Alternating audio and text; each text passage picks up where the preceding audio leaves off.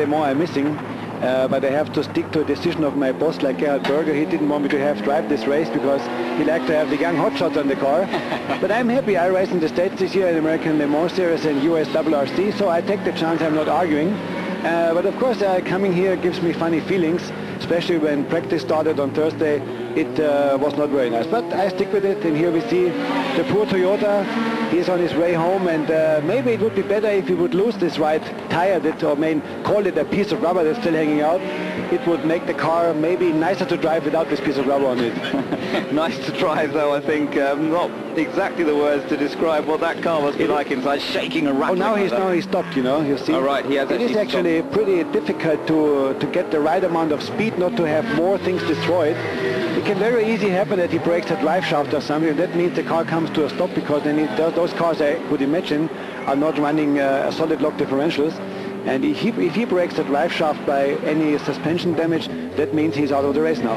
Yeah, he could be out of the race. I think he keeps turning the lights off, trying to get the engine re-fired, and I think he's got it going once again. So, guys, let's keep our fingers crossed that he can get back. All right, stopped again. I think he's really struggling. Maybe that something thrashing around there may have actually dislodged something, because it's not voluntarily stopped there. He's still desperate to get it running. Yeah, still trying to get it back to the pits, but it doesn't look as though it's going to happen down at the Arnage corner. And the marshal's doing a good job trying to warn everybody that this car is sitting at the side of the road, stationary. This is always a difficult time at night for the other drivers, obviously.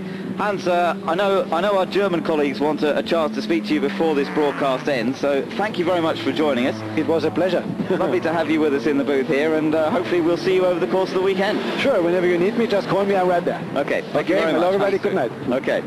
We're now having another replay of the accident that happened, that caused that, and you can see the wheel. I'm sure you could see it earlier on that it was bent over. It looked like more of a suspension failure that actually triggered it, and you know, it just obviously the car violently turned into the barrier, and I would say the car is out. I mean, obviously we're looking at it stationary there, but I personally believe that if that had got back, there would be so much damage to the underneath of that car, it probably would have had to be retired even if it made its way back. Yeah, I think you're absolutely right. A few other bits of news coming in. David Brabham said that they had a bit of a problem on the last stint. In fact, a fairly big problem. A deflating tyre, and the tyre exploded. Otherwise, the car running pretty well. Meanwhile, Hugh Chamberlain said the Viper seems to like staying in the pits. It doesn't want to keep going out on track. It keeps coming back in with a variety of problems. The latest have been some electronic problems, so they're hoping to get all those cured. I think those Chamberlain boys are probably the most busy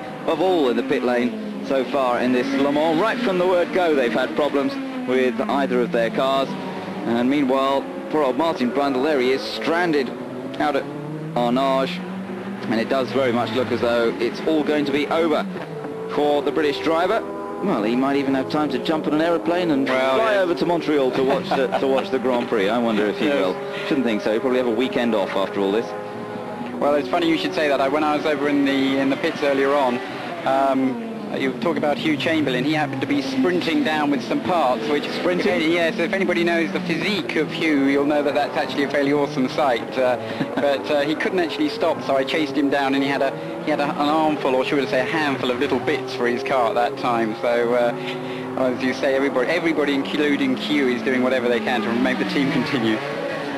Well, it was great to hear some words there from Hans Stuck, one of the great sports car racers of all time, and of touring cars and just about everything you care to mention. And as he mentioned, he will be racing in the American Le Mans Series. And if you were with us earlier on today, you might have heard Eurosport's announcement that we will be in fact covering a lot of the American Le Mans Series, the sports car championship that has the rights to the Le Mans name, and which is really hope will rekindle the interest in sports car racing in the United States, which has suffered a little bit over recent years. There have been divisions in who's looking after sports car racing in the States.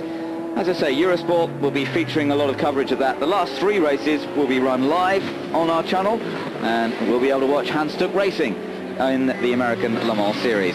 Just had news that the number 22 Nissan has been in the pits for a while. In fact, that's why we saw it dropping down the order. We had Michael Krum up here, one of the drivers of that car, earlier on in our broadcast. Unfortunately, they seem to have run out of luck, because problems have now dropped them down to 9th position. But it is out of the pit garage now, and it's making its way back out onto the track. And there is Brundle's car, And that looks very terminal. It does, yes.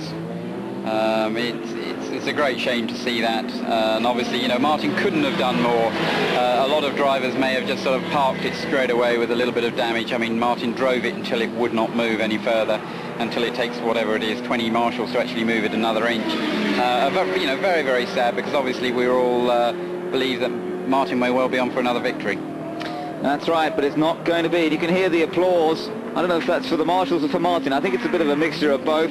The British fans in their thousands gathered around this racetrack. Some of them are on the fairground now, no doubt, enjoying some of the rides, having a few drinks perhaps. Well, I wouldn't say too many, but there might be one or two enjoying the odd bevy out there.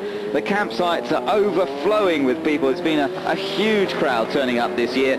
Everybody eager to see this battle between the major manufacturers. And of course, well, they've certainly seen plenty already in the early stages. There is that very wrecked left rear, but it was the right rear, we think, that had the problem initially. Well, that's what's interesting, the fact that there is no tyre. It appears to be no tyre even on the left-hand side. I think that the whole thing, obviously, they may have had some kind of collapse, or maybe even a small fire. They had that hydraulic problem earlier on. There may have been a very small fire beforehand that maybe burnt the tyre, melted the rubber earlier on, or did something like that that we weren't aware of, because obviously by the time the car got into the braking area, it was already in serious trouble. And the consequent, or should we say the spin and the slight ding that went on afterwards, was very much the end of the incident. Yeah, and that's some of the crews downstairs just watching the monitors, seeing what's going on. That's actually the Audi crew of the number 8 car. That's the running in 5th place, remember?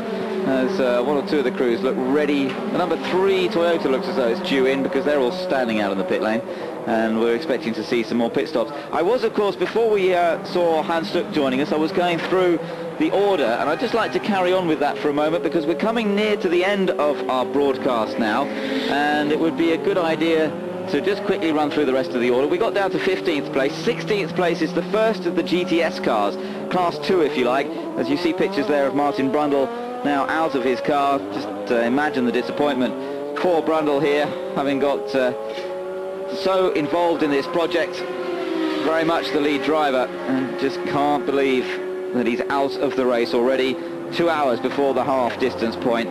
Let's just quickly go through. As you watch pictures of Brundle, I'll carry on with my listing of the positions at the moment. The number 51 Viper is the lead Viper in the GTS class. That's Beretta Wendlinger and Dominic Dupuis. And then we change screen. We go to the number 52 Viper next up. That's in 17th place overall. Tommy Archer, Justin Bell and Mark Duez. Then the number 53 car of David Donoghue, Jean-Philippe Belloc and Sohail Ayari. And then it was the number 1 Toyota, but of course that is now out, as you can see from these pictures. Next up, in 20th place at the moment, the number 26 Lola of Jan Lammers, Peter Cox and Tom Coronel. 21st, another of the Vipers, the number 55 car of Emmanuel Clerico, Jean-Claude Lanier and Guy Martinol.